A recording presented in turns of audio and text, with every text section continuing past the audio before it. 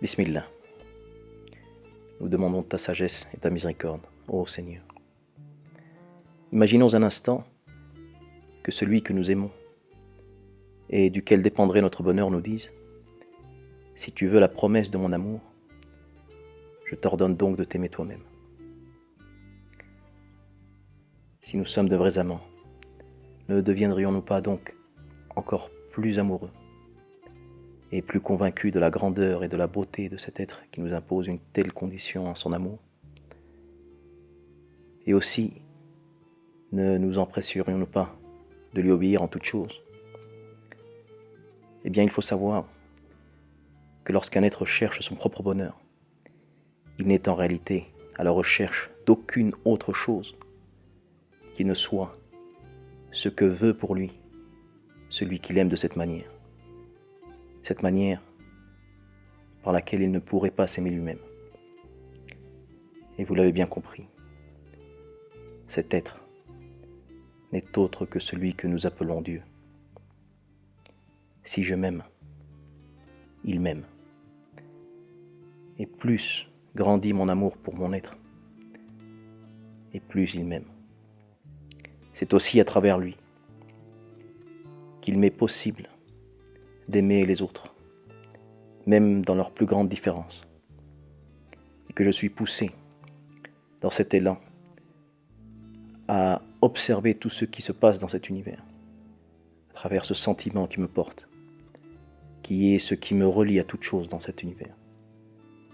Réellement, l'amour est le pont entre nous et toute chose, comme l'a dit le grand mystique Maulana Rumi. Ainsi, à chaque instant de notre existence, nous devenons les témoins de cette gratitude envers lui. Et ainsi, nous devenons des êtres proches de cette réalité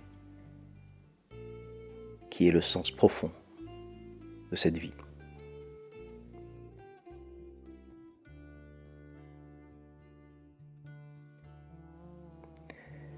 C'est souvent l'amour d'une mère que nous citons lorsque nous voulons parler de l'inconditionnalité en termes d'amour. Comme ce jour, le prophète vit courir sur un champ de bataille une femme apeurée et dont l'inquiétude n'était que de retrouver le nourrisson qu'elle avait perdu. Et lorsqu'elle le retrouva, l'embrassa de toute son âme. Lorsqu'il vit cela, il appela ses compagnons et leur posa cette question : croyez-vous que cette femme jetterait son enfant aux flammes? Croyez-vous que cette femme abandonnerait son enfant au feu? Les compagnons, ébahis devant ce spectacle, dirent tous non au prophète de Dieu. Et c'est là que le prophète dit : eh bien, sachez que Dieu est plus affectueux envers son serviteur que cette femme envers son enfant. Voilà un sens pour nous permettre une possible explication ou une analogie pour comprendre la grandeur de l'amour de Dieu. Certainement, une mère sacrifierait volontiers sa vie pour celle ou celui qu'elle a enfanté, en amour pour lui, et peut-être même de manière inconditionnelle, n'attendant rien de son enfant en retour. Mais Dieu est celui qui créa cette mère et qui déposa dans le cœur de cette mère l'amour pour cet enfant et qui ensuite fait jaillir du cœur de l'enfant cet amour pour qu'il lui démontre la gratitude. Et ensuite, il les récompense pour l'amour qu'ils démontrent l'un pour l'autre en cette vie.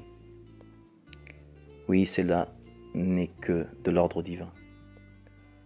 Et il est certainement celui qui aime ceux qui restent fidèles et suivent ce chemin de l'amour. Et comme le dit si bien le sultan des connaisseurs, Sidi Cheikh al-Akbar. Je suis le chemin de l'amour. Où que se tourne ces montures, certainement l'amour est ma religion et ma foi.